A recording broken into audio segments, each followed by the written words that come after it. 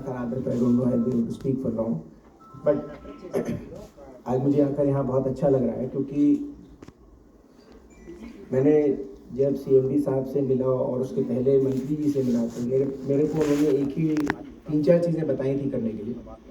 उसमें से एक नंबर 1 जो मंत्री जी ने वो मेरे पास अभी भी लिखा हुआ है था कि BSNL को नंबर 1 बनाना है।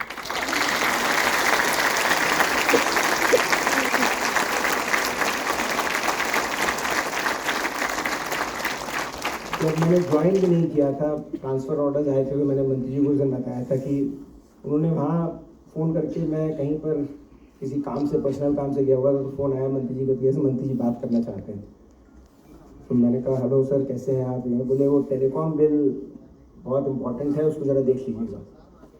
उसके बाद मैंने 6-7 दिन बाद ही ज्वाइन किया, बट मंत्री जी का जो डायरेक्शन है, जो सपोर्ट है, और उसी सपोर्ट की वजह से आज टेलीकॉम बिल पास हुआ।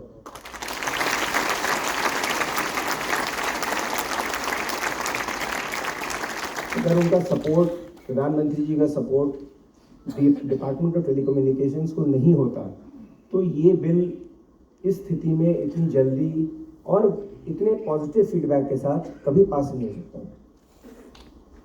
BSNL के लिए भी जो इस सरकार ने सपोर्ट दिया है और जो CMD साहब और सब लोगों ने बोला कि ऐसा घोड़ा है जिस पे दांव लगाओगे तो हमेशा जीतोगे, वो एकदम सच है। क्योंकि सरकार ने एक तरफ एयर इंडिया का डाइवेस्टमेंट कर दिया और BSNL पे 1 लाख 1.5 लाख करोड़ का दांव लगाया, तो उसी सरकार ने ये काम किया, दोनों काम उसी सरकार ने किए। तो आप लोगों के ऊपर जो सरकार का विश्वास, जो हमारे मंत्री जी का विश्वास और डिपार्टमेंट का विश्वास एक मतमर है कि इस जो क्रिटिकल इंफ्रास्ट्रक्चर है हमारा डिपार्टमेंट ऑफ टेलीकम्युनिकेशंस का, वो BSNL के थ्रू ही चलता है। अगर दिल्ली में भारतनेट जो इतना बड़ा प्रोजेक्ट है, वो नॉमिनेशन बेसिस पे BSNL को इसलिए दिया गया 3-4 फेलियर्स के बाद, क्योंकि सरकार को विश्वास है कि BSNL के हाथ में आएगा तो अच्छा चलेगा।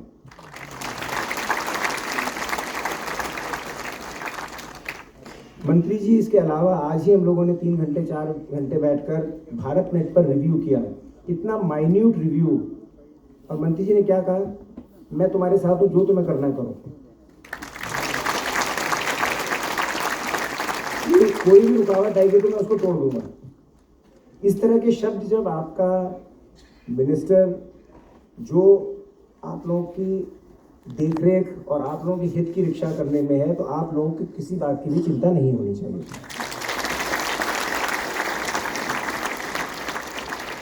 पर इसमें आप लोगों का एक बहुत बड़ा रोल, जो आज मंत्री जी ने बोला वही मैं बोलने जा रहा हूं, आपको Jio++ होना है,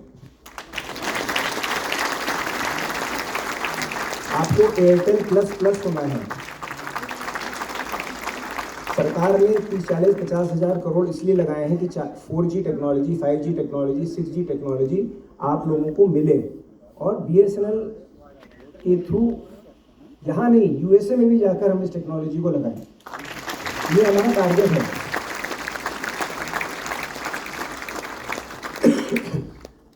कस्टमर सर्विस आप लोगों का एक सबसे ऊंची प्रायोरिटी रहनी चाहिए BSNL में। कस्टमर्स को हम कैसे खुश रखें। BSNL का एक एक्रोनिम है BSNL, आप लोगों को सबको मालूम होगा, क्या बोलते हैं? अब है,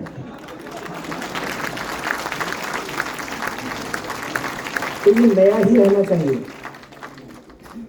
तो बस इन शब्दों के साथ मेरा एज सेक्रेटरी टेलीकॉम BSNL के प्रति मेरे को विशेष प्रेम है। कभी भी आप ये ना समझें कि DOT अलग है और BSNL अलग है। हम लोग अगर DOT की साख BSNL की साख से ही है, और इसलिए मैं आप लोगों के साथ हर समय खड़ा रहूँगा। किसी को भी इंडिविजुअल लेवल पर कभी भी, कोई भी मेरे ऑफिस में बिना अपॉइंटमेंट के कभी भी आता है तो मैं कोशिश करता हूँ कि कभी भी मना ना करूँ। इसलिए मेरे दरवाजे आप लोगों के लिए हमेशा खुले हैं। कोई परेशानी है, हर परेशानी को मैं सॉल्व कर पाऊंगा, ये मैं न तो क्लेम कर रहा हूँ, न मैं आपको प्रॉमिस कर रहा हूँ, पर उन परेशानियों का सॉल्व करने का रास्ता आपके हाथों के थ्रू जाता है। चाहे वो सैलरी का इशू हो, चाहे वो इंक्रीमेंट का इशू हो, चाहे वो प्रमोशंस का इशू हो, चाहे वो आईडीए का इशू हो, वो सारे इश्यूज जो हैं वो एक बीएसएनएल को एक हेल्दी ऑर्गेनाइजेशन बनाने के। अभी हम लोग की केरला में परसों मीटिंग हुई, तो मैंने वहाँ पर एक ही कहा कि 31 दिसंबर 2024 तक हमें अपना कस्टमर शेयर 20% लेके जाना है। ये हमारा टारगेट है। इसमें मैं आप सब लोगों की सहयोग की उम्मीद करता हूँ, और इसके साथ आप लोगों की जितनी समस्याएं हैं वो सारी भी सॉल्व हो जाएंगी। इन्हीं शब्दों के साथ बहुत बहुत धन्यवाद।